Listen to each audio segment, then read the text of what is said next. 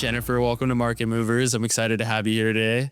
A little bit about Market Movers is we are a podcast that interviews experts in their own industries. I'm excited to learn a little bit more about your journey today, what you've done in the past, and how it's led you to this moment, your personal brand and your business. So can we go ahead and talk about your background and how you got started in thought leadership? All right. So I was born and raised in the Bay Area. As we know, it's a very diverse location. And I didn't realize the value of that until I kind of had visited other locations and really realized, okay, I was exposed to a lot of different backgrounds in every way, shape, and form. I also grew up traveling. So I went to various parts of Asia, Indonesia specifically, every other summer. So Jakarta and Bali. Feel super grateful for those experiences and exposures. Singapore, Taiwan, Myanmar, like the list goes on. So I also spent time across various 6 different countries in Europe. With my perspective, it was very natural for me to see what everyone has in common, and then obviously what we have as differences. And in my eyes, if we understand the differences and respect them, we can still get through to what we all have in common. So that was my childhood. I came down to San Diego. I've been here for 25 years, really long time. I came down here to go to UCSD. I was a cognitive science major and absolutely had no idea what I was going to do with that. But it definitely ties into what I do now. So you're a scientist? I'm a scientist. I have a Bachelor of Science, and I am very analytical and methodical in my thinking. But like many people, I'm also very creative and innovative in my thinking as well. After school, I spent 15 years at the Department of Defense as a contractor / management consultant. I had some companies that I worked with, Deloitte, Booz Allen, that was quote unquote fancy, especially for a young professional. And I also worked with smaller companies that, as many of us know, give us more creative freedom.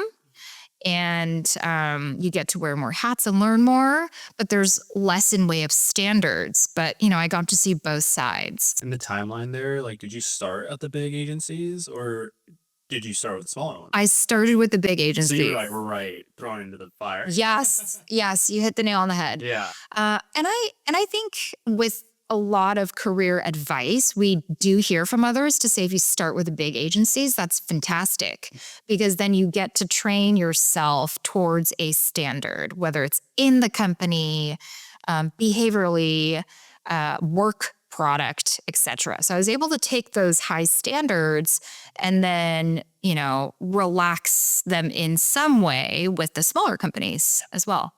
What was a defining moment that set you on the path for this leadership role? I don't think there was a defining moment per se, but I would say a defining character trait or quality within myself.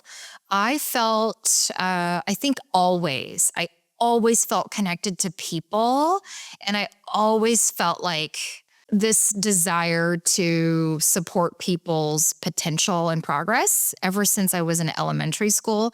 So I helped to tutor my friends, help them study. I helped this conflict group, in elementary school.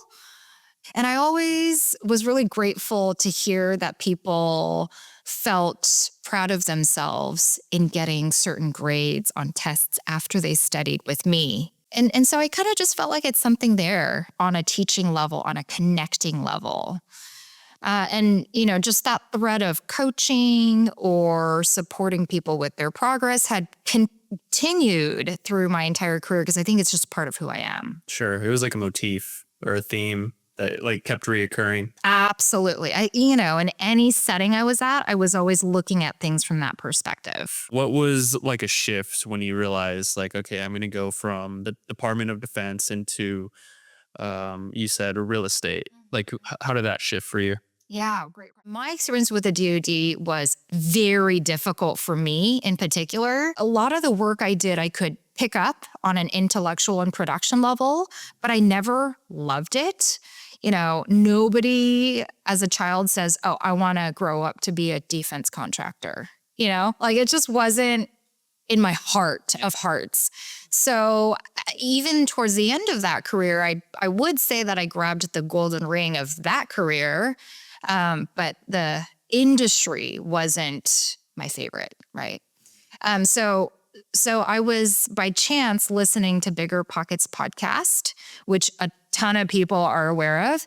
And just the energy of the interviewees or even the podcast itself was something I'm much more aligned with. It was entrepreneurial, a little bit, you lean on your own curiosity, right? So I just listened to a bunch of that. And there was one episode in particular where a guy had successfully syndicated multifamily real estate, and he started with a meetup. And I already had a ton of experience leading groups, so I know that I'm good with leading people and also learning through people. So I decided to stand up a meetup myself to learn about the industry. When you're in the DoD, many of us who have worked there, I think it's really easy to get pigeonholed because of the terminology and just the energy there. So I created a path myself. I started a real estate investing meetup in San Diego from scratch, total scratch, just my computer and the meetup website. Congrats on that. Thank you. Thank you. And it's still running to this day. I think we're 6.5, 7 years in from the initiation, and we're just under 1,000 people. I don't own it any longer, and it's had a couple of owners leads since me. Mm-hmm. Still feels really good to know that I built that. What were some challenges that you faced developing that? I think just kind of common stories that we hear. So my very first meetup was well attended with, I think, like 14 people. And then a few months down the line, I literally had one meetup with one person, which was like, I felt so bad for him, like he was excited to get some value. And I'm like, it's just me and this worksheet. Yeah. But, I did my best and he was super polite. And I just learned to turn the dial and say, okay, well, what else can I do in this meetup, or how can I advertise it to get more of a quorum? How do you keep the momentum in that type of like environment with one other person? And you're supposed to be like 10 or 20 other people. Like, oh my gosh. What a great question. I think it's important just to like state the obvious, like I think one of the things that I am good at or like prefer to do is just to tell the truth / focus on what we all know. Mm-hmm. I think a lot of people like to skirt the truth. Don't know why. So I did call out, okay, well, this is awesome. We get a one-on-one session and, just covered a few high points, and eventually, you just sense in the room, maybe it's time to just wrap this up and give this guy's time back to him, and, went on and had more successful meetups down the road. It's a great pivot, though, to sell. Like, it's a one-on-one. That's awesome. You're lucky. Quick thinking. Right? You get some, focus time. Yeah. So beyond real estate, you're building your personal brand. How has that evolved and paralleled with like the past? Like I mentioned before, this whole thing of leadership development and exploring people's potential has just always been in my heart. The way I see it is leadership in general, whether it's parents or, community leaders or your boss or a teacher. Leaders just have so much impact that they may or may not be aware of. So you're impacting human beings in a group capacity, and those human beings have experience under your leadership, becomes part of them, and they take themselves home and or to the workplace and influences people around them. So, the shadow of culture, the shadow of leadership is culture. And so I just feel like when leaders are more aware of themselves and how they impact others and the systems that they run, they can make such a tremendously more positive experience for those that are impacted by their work. Again, whether it's through a product, a service, or the people that they impact. And you learn that in school, like cognitive behavior? Like how does that play a part? Like knowing the science behind that? Oh, great question. So I just the bit that I just shared was just something I could see. Yeah. And I think a lot of us see it, but maybe just not in articulation. But in the cognitive science world, I think I learned additional aspects that I think fold into leadership development, whether it be from neuroscience or social cognition, anthropological biology, etc. I don't know any of that is. That's okay.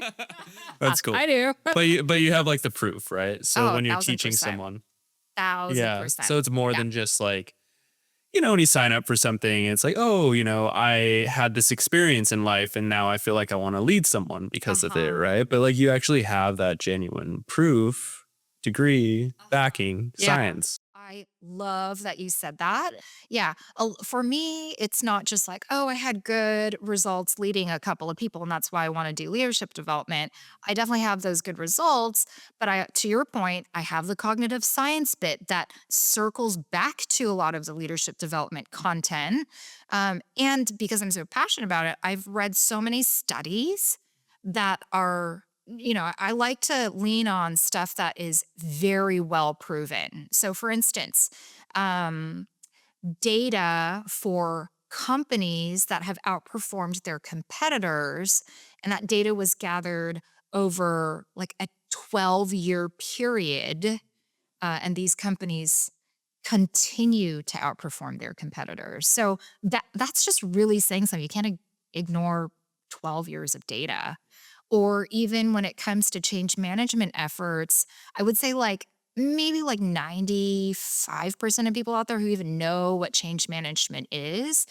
Little side story, I was leading a change management effort and I was giving the background, and someone in the room um, stood up and yelled, Jennifer, must be nice to just stand there and talk for a living. And it was, Messed up. wow. And not one person in the room said anything. Like it was super awkward. You could hear a pin drop.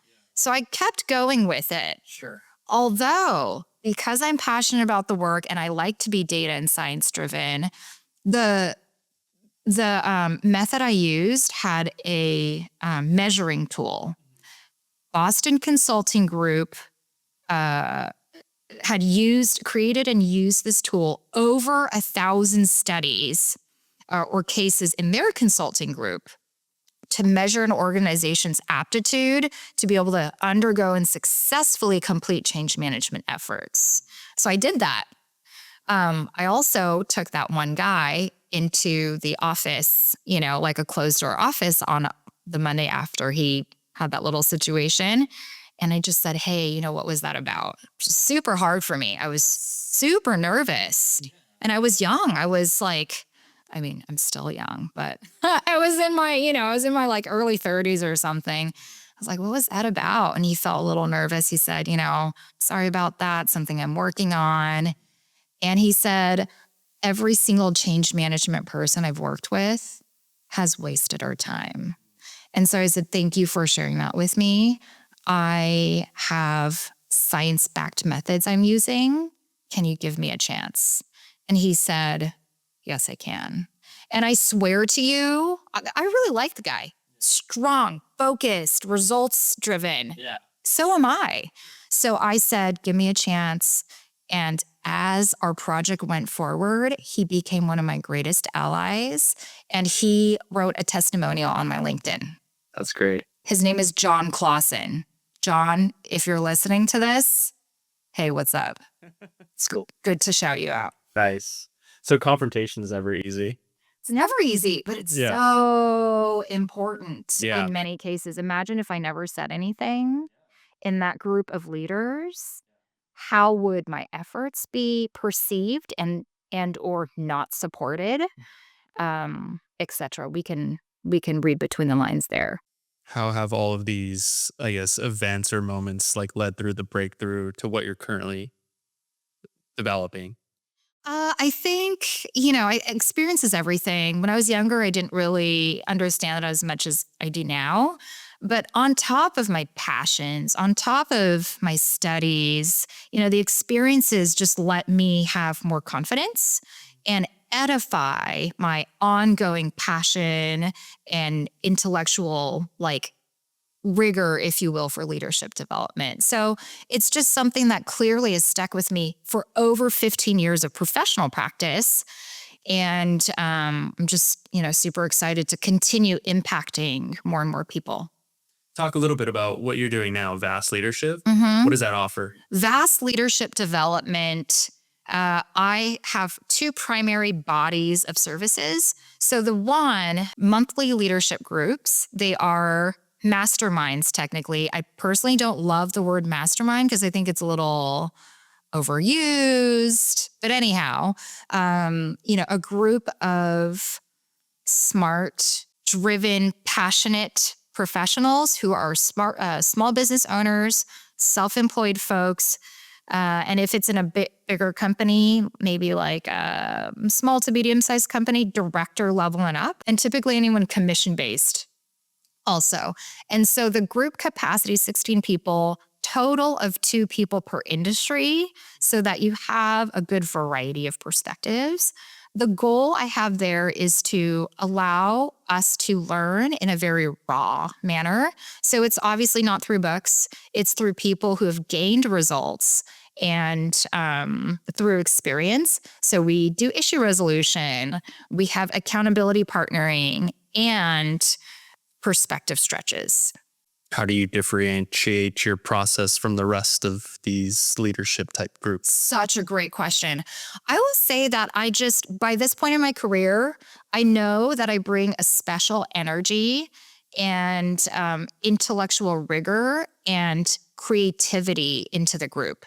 So when I really believe in the value of the collective intelligence. In other words, what we can pull out from one another as we are in a structured yet in the flow group environment. So it's my job as the facilitator to create that for everybody. And I know that when the group goes well, I leave the room and I think everyone leaves the room feeling like, wow, I got something special from that today.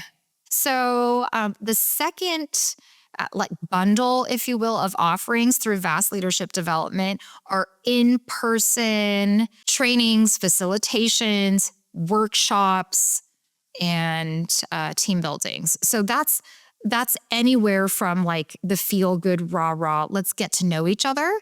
A lot of times people work together in parallel, but they don't get to know each other in a meaningful and feel good capacity. So at the easiest level, if you will, team buildings. That's super popular in boards. So a lot of times, boards members don't see each other a lot. They'll just meet for the board meeting, check off a couple of items and leave. And then, a whole year goes by and they still don't really know the people they work with. Imagine the synergy you can have when you actually get to know each other and you have easier communications. So that's something I can do. When it comes to the leadership and soft skills training portion, a lot of times people will ask for behavioral typing analysis. The most common one is DISC, stands for driver, influencer, supporter, conscientious. And obviously, people can't be bucketed into 4 categories in total. So the DISC report outcome can be or is dialed in and fine-tuned per person. So, and it's also a very easy piece of material to start with because there are 4 categories. There are so many behavioral typing assessments out there, maybe upwards of 50, maybe upwards of 100. I think it's unnecessary personally. And a lot of them are complex. There's goodness in complexity, but if you're dipping your toe in the water and want to start somewhere early, it's easiest for the audience to start with something a little bit more simple to open the conversation.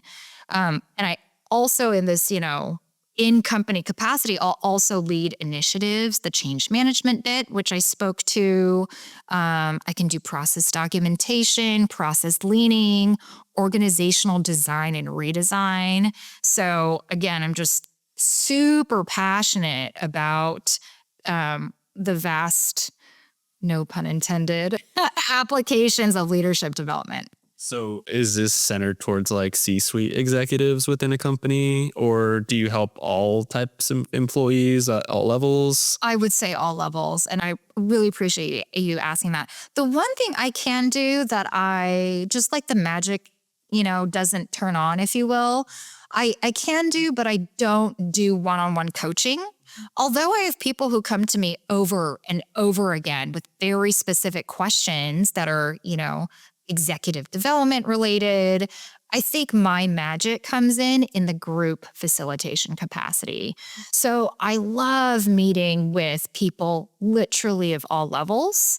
I've also done trainings with, captains and admirals.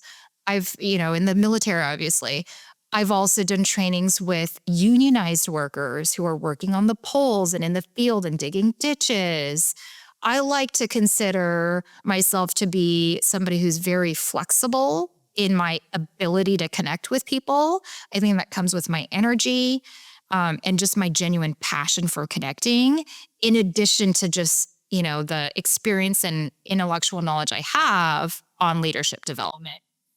See, like mentorship is a critical part of your work. What makes and what's the importance of a mentor, like being a good mentor? I think the reason why I'm hesitating is, I think being a good mentor or wanting to mentor is a beautiful thing. There's definitely mentees who want that. Um, and and I think the emphasis, I'm kind of thinking more about the mentee. Are you open to the possibility of growing, whether that be in a personal or professional context? And 9.9 times out of 10, they're the same thing, just in a different context. And on the mentor level, when you are a mentor and you're kind of giving advice, if you will, it's super important to be open or remind yourself that people are always growing. So when I was younger, I might look at somebody who's in a certain place of personal, emotional, social development and be like, ugh, that's annoying. I mean, I'm just being real, right? Like for real. But then now that decades have passed, I can look at somebody who's going through that and be like, they're truly in this place of their walk. Still takes like empathy. Yeah, Yeah. totally takes empathy. They might have tremendous potential, but because of their personal circumstances or the people they're surrounded with, X, Y, and Z is the norm in their environment. So don't shut them out. Continue to treat them like they have all the potential in the world. That's great. Thank you. So as far as like your personal brand and the vision for your company, like where do you see it going in the future? Thank you. So on an immediate level, I am increasing my marketing. It's uncomfortable for me and not natural for me to just put my face out there over and over again and be like, oh, look what I achieved. I'm so great. Everybody, look at my outcomes. But on an immediate level, I'm, stepping up my marketing and maintaining it. I just know that I can have this great passion and set of outcomes. But if people don't know about it, I can't continue to impact people, so that's an immediate tactical thing. And then, a few years out from now, I absolutely want to be impacting thousands upon thousands of people. Again, I know that my desire to connect on a meaningful level is really strong. I've gotten a lot of good feedback about that. And my desire to support people in their growth at the rate that they're open to it is, again, also constantly there. And I know I've got good testimonials to edify that. That's great to hear. Is there anything else that you want to mention about Vast or your story that we maybe didn't cover? I think you said something about, what sets you apart from the other groups. When you look at the world of leadership development, there is, a common body of knowledge and common practices. So with every leadership development lead or group chair, if you will, it really just is about their style. And, so I'm just putting myself out there. If people resonate with my style, if they like my energy, that's really what I am attracting. I'm attracting people who have aligned values and a common passion for growth and connection and true intellectual stimulation. Well, and it kind of goes back to the point where you're saying like the mentee, right? What's your process for maybe discovering these mentees that want to learn? Like, how do you know for sure that they're on the same wavelength?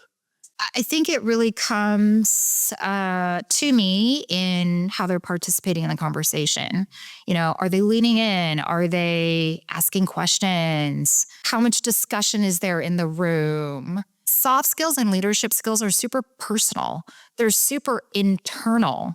And people who are vulnerable enough and willing to explore that potential in themselves are the people who I value. I'm just looking for a response in that aspect. I could, place those same words or phrases in any environment, and some people just smile and nod, and it's okay. If it's not the right place in their life, then that's cool. I don't know if you want to talk about this or like give a little insight about like how, a group kind of works. Like what do they expect when they come in? Are we talking the leadership circles? I would talk about the leadership circle Okay. more so than business. Absolutely. Like, just because like some people are just like a little nervous to join a group for the first time. Like, what can they expect? Okay. So at first, like the first step is anyone who wants to check out the group, it's at no cost for your first session.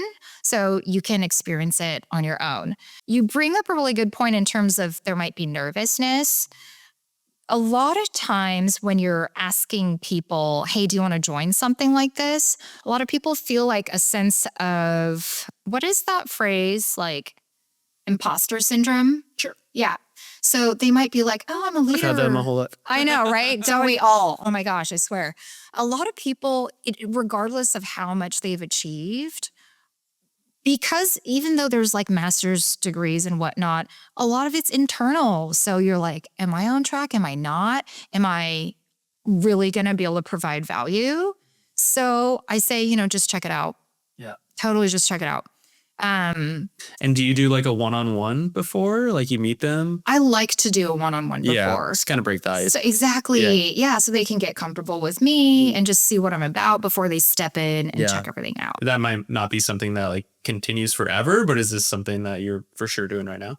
I'm definitely doing that right now. Yeah. And to which be is cool. frank, I might include that in my monthly leadership circle membership. So my leadership circles are based on the Vistage Trusted Advisors model. I was a member of that 10 years ago and also stepped up to co-lead. So I ended up with my presence as a co-lead. I doubled the guest base. I doubled our revenue and maintained our clients, no turnover. So I feel very proud of that. So it's just a matter of stepping in, checking it out. So I would say the top 3 things that people can expect in the Vast Leadership Circle monthly experience. Number 1 is a group facilitated resolution of the professional challenges we're going through. So it's my job as the lead and facilitator to identify the challenges that when we resolve as a group, the largest percentage of us can learn from that resolution process. And it's an intentional process. It's not just a bunch of people sitting around, can you try this? Can you try that? Secondly, I bring a perspective stretch or a brain stretch exercise. It might just be a little bit of education, or it might be a little, brain stretch game that helps us as adults go beyond our very well-rehearsed things that we're good at and we do every day. And then lastly, accountability partnering piece. When this accountability partnering happened, there's one couple who literally has met every single Friday for 30 minutes that Friday till this day. That's 9 years later. So that makes me super happy and grateful to hear. Well, Jennifer, it was great to have you on the podcast. I loved learning about your story and what you're offering to the world now.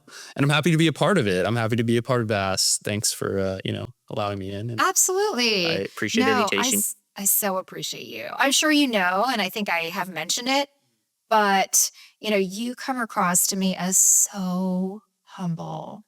Like your ego is not a bull in a china shop, and I'm so grateful for that. I think many people can identify with that, from just living life.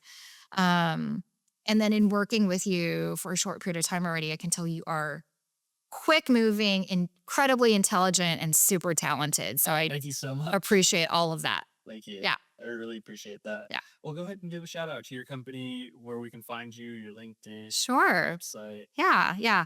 So Vast Leadership Development is the name of my company. My website is about to be put together, so I don't have that just yet. LinkedIn, you can find me under my name, Jennifer Santoso, Jennifer